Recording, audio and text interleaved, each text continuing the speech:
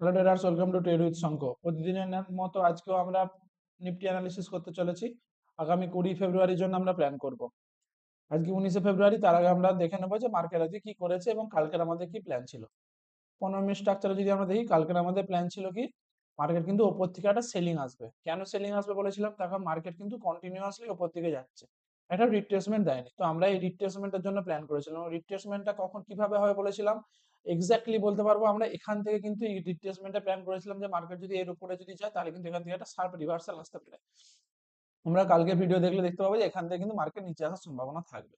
তো যথারীতি মার্কেট কি করেছে, গ্যাপ আপ করেছে। গ্যাপ আপ করার পর কিন্তু মার্কেট উপরে যে সেখান থেকে কিন্তু কন্টিনিউয়াসলি সেলিং এসেছে। মানে এতটা যে সেলিং আসবে সেটা আমরা এক্সপেক্ট করিনি। আমাদের প্ল্যান ছিল যে মার্কেট সেলিং আসে, কতটা অবধি সেলিং আসবে, তার কারণ মার্কেট এখানে একটা সাপোর্ট জোন ছিল। আমরা এক্সপেক্ট করেছিলাম মার্কেট এখান থেকে সাপোর্ট নিয়ে দেন বাউন্স করবে, কিন্তু মার্কেট কি করেছে, মার্কেট কন্টিনিউয়াসলি নিচের দিকে এসে গেছে। কেন এসেছে? তখন ইউএস এর সাথে ইরানের যে একটা ওয়ার সিচুয়েশন চলছে, সেই জন্য প্যানিক সিচুয়েশনের জন্য মার্কেট কিন্তু কন্টিনিউয়াসলি নিচের দিকে নেমেছে আজকে। এবং কতটা নেমেছে? প্রায় 365 পয়েন্ট, মানে 1.4% নিফটি কিন্তু ডাউন আছে আজকে, ঠিক আছে। তো এটা শুধুমাত্র ওয়ারের জন্য নেমেছে। তখন প্রাইস অ্যাকশন অনুযায়ী কিন্তু মার্কেট এখান থেকে নামতো, খুব জোরে হলে এতটা নামতো, কিংবা এখানটাও একটা সাপোর্ট ছিল, তো মার্কেট এখান থেকে সাপোর্ট নিয়ে দেন সাইডওয়েজ হতে পারতো, অথবা উপর দিকে ওঠার চেষ্টা করতো। তো যাই হোক, মার্কেট ওয়ারের সিচুয়েশনের জন্য নিচে নেমেছে। তো আজকে আমাদের কি প্ল্যান, আজকে আমাদের সেলিং ই প্ল্যান ছিল, কিন্তু আজকে একটা কোনো কারণবশত আজকে ট্রেড করতে পারিনি। তো আমরা যদি আজকে আমাদের কোনো ট্রেড হয়নি, তখন ট্রেড যদি হতো তাহলে কিন্তু আমাদের এই ক্যান্ডেলটা একটা এন্ট্রি হতো, এখানে একটা এন্ট্রি হতো, ঠিক আছে। তো আচ্ছা খাসা আমরাও কিন্তু প্রফিট করতে পারতাম। কিন্তু যাই হোক, এখন তো যেহেতু ট্রেড নিইনি, তাহলে বলে লাভ নেই। যদি নিতাম তাহলে দেখাতে পারতাম অর্ডার বুক যে এখানে নিয়েছি, এখানে সেল করেছি। তো যাই হোক, তো আমরা কালকের জন্য প্ল্যান করবো। আজকে যাওয়ার হয়ে গেছে, কালকের জন্য আমরা প্ল্যান করবো। কালকের জন্য আমরা কি প্ল্যান করবো? ফার্স্ট আমরা দেখবো ডেলি ক্যান্ডেল। ডেলি ক্যান্ডেল একটা কি হিউজ বিয়ারিশ ক্যান্ডেল বানিয়েছে। তো হিউজ বিয়ারিশ ক্যান্ডেল বানানোর পর কি হয় এবং কোন জায়গায় বানিয়েছে, এটা একটা সাপোর্ট জোন। আমরা যদি এখান থেকে দেখতে পাই, এই যে লেভেলটা আছে 25,374, এখান থেকে কিন্তু মার্কেট, এখান থেকে কিন্তু যখন এখান থেকে নিচে এসেছিল, তখন কিন্তু মার্কেট এই জায়গা থেকে একটা শার্প রিভার্সাল দিয়েছিল। আবার কিন্তু সেই জায়গায় মার্কেট কিন্তু আবার এখানে এসে গেছে, ঠিক আছে। তো অতএব মার্কেট কিন্তু এখন সাপোর্ট লেভেলে ট্রেড করছে, এবং এটা কিন্তু একটা স্ট্রং সাপোর্ট। কেন? এখান থেকে মার্কেট কিন্তু একটা আচ্ছা খাসা 25,000, এখান থেকে কিন্তু 25,900 অব্দি মার্কেট গেছিল। তো এটা এখন কিন্তু মার্কেটের ক্ষেত্রে বড় সাপোর্ট।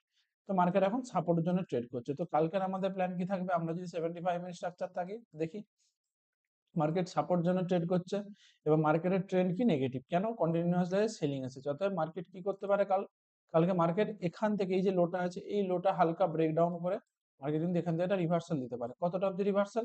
সেটা হচ্ছে 25,500 কি লেভেলটা কিন্তু ইম্পর্টেন্ট। তখন এটা কিন্তু 25,500 লেভেলটা কিন্তু আমাদের পক্ষে এখন রেজিস্ট্যান্স জোন। কেন রেজিস্ট্যান্স জোন? এটা একটা সাপোর্ট ছিল মার্কেটের পক্ষে, 25,500। মার্কেট ফার্স্ট টাইম এটাকে ব্রেকডাউন করেছিল, দেন কিন্তু ব্রেকডাউন ফেলিয়ার করে উপর দিকে ওঠার চেষ্টা করেছিল, কিন্তু মার্কেট আবার কিন্তু 25,500 কিন্তু ব্রেকডাউন অলরেডি করে দিয়েছে। অতএব 25,500 কিন্তু এখন কিন্তু সাপোর্ট কিন্তু 25,500 ব্রেক হয়ে গেছে। অর্থাৎ 25,500 পর কিন্তু আমাদের নেক্সট সাপোর্ট কিন্তু 25,100। এই যে এই লেভেলটা, এই যে গ্যাপটা, আমরা আগেই বলেছিলাম এই গ্যাপটা কিন্তু ফিল আপ করতে পারে। অর্থাৎ মার্কেট কিন্তু এই গ্যাপটা কিন্তু আগামী দিনে ফিল করবে, ঠিক আছে। আমরা যদি আগের ভিডিও দেখি, আমরা বলেওছিলাম এখান থেকে যে মার্কেট এই লেভেলটা থেকে সেলিং আসবে, এই লেভেলটা থেকে সেলিং আসবে, ঠিক আছে। সেটা আগের দিন আমরা প্ল্যান করেছিলাম, কিন্তু আমাদের স্টপ লস এটাই। আজকে কিন্তু আমাদের আচ্ছা খাসা সেলিং এসেছে। কেন সেলিং এসেছে? আমরা আগেই বলেছিলাম যে মার্কেট কিন্তু এই যে ফিবোনাচি আমরা এখান থেকে দেখেছিলাম, এই যে সুইংটা আছে, এই সুইং থেকে ফিবোনাচি টেনে 0.618, এটা কিন্তু সেলিং জোন ছিল। এখান থেকে কিন্তু কন্টিনিউয়াসলি সেলিং এসেছে। মার্কেট এক্স্যাক্টলি সেখান থেকে আসেনি, কিন্তু এই জোন থেকে কিন্তু সেলিং এসেছে। তো মার্কেটের এখন নেক্সট টার্গেট কিন্তু এই লেভেলটা, ঠিক আছে। 25,100 কিন্তু আমাদের নেক্সট টার্গেট। কালকে আসবে কি কবে আসবে সেটা জানি না, তবে আগামী দিনে 25,100 কিন্তু মার্কেটের জন্য আমাদের কিন্তু ওপেন গ্যাপ রয়ে গেছে। এই গ্যাপটা কিন্তু আগামী দিনে আমাদের জন্য আসতে চলেছে, ঠিক আছে। তার কারণ 25,500 কিন্তু আমাদের ব্রেকডাউন অলরেডি ডান। তখন এখানে একটা সাপোর্ট ছিল, এটা ব্রেকডাউন ফেলিয়ার করেছে। নেক্সট টাইম যখন ব্রেকডাউন হবে, তখন কিন্তু আর এটা ফেলিয়ার হবে না, তখন কিন্তু এখান থেকে কিন্তু নিচের দিকে চলে আসবে। তো এখন কি হতে পারে কন্ডিশন, এখন যেহেতু কন্টিনিউয়াসলি 5টা আমাদের রেড ক্যান্ডেল এসেছে, অতএব আমরা একটু অপেক্ষা করবো পুল ব্যাকের জন্য। তখন মার্কেট এইভাবে কন্টিনিউয়াসলি নিচের দিকে আসবে না, একটু পুল ব্যাক নেবে। আমরা যদি এর সাথে পিসিআরও দেখি, পিসিআর কিন্তু 0.57, যেটা কিন্তু অতটা মানে কি বলবো, এটা কিন্তু একটা রিভার্সাল পিসিআর, ঠিক আছে। এবার রিভার্স কি এইভাবে হয়ে যাবে? রিভার্স এইভাবে হবে না। রিভার্স হতে হলে কি হবে, এখানে কোনো স্ট্রাকচার বানাতে হতো, তবেই রিভার্স হবে, আদারওয়াইজ কিন্তু রিভার্স হওয়ার সম্ভাবনা কম। অতএব কালকে আমরা দেখবো 25,500 লেভেল থেকে যদি কোনো রিজেকশন ক্যান্ডেল বানায় সেখান থেকে কিন্তু আমরা একটা সেলিং প্ল্যান করব। বাইং প্ল্যান আমাদের জন্য এখন অ্যাভয়েড করবো। তো বাইং প্ল্যান কখন বাইং প্ল্যান করব? যে কোনো একটা গ্রিন ক্যান্ডেল বানাবে আগে, দেন সেইটা একটা সেইটা হাই ব্রেক করবে, দেন আমরা তখন বাই অন ডিপ থাকবে। এখন আমাদের প্ল্যান থাকবে সেল অন রাইজ, যে কোনো সেলিং হবে, যে কোনো রেজিস্ট্যান্স দেখবো আমরা সেল করব। আমরা যদি 30 মিনিটের স্ট্রাকচার দেখি, মার্কেটের রেজিস্ট্যান্স কোথায় কোথায় আছে, এইটা কিন্তু মার্কেটের জন্য একটা রেজিস্ট্যান্স, ঠিক আছে। আদারওয়াইজ যদি আমরা আরেকটা দেখি 25,500, এই যে ফিবোনাচি টানালেও কিন্তু সেম জায়গা একটা আছে 25,500, এই লেভেলটাও কিন্তু মার্কেটের জন্য রেজিস্ট্যান্স, ঠিক আছে। অতএব এই রেজিস্ট্যান্সকে যদি আমরা পাই, এখান থেকে কিন্তু আমরা একটা সেলিং প্ল্যান করবো, এবং এই টার্গেট থাকবে কিন্তু বিগ টার্গেট থাকবে। কেন বিগ টার্গেট থাকবে?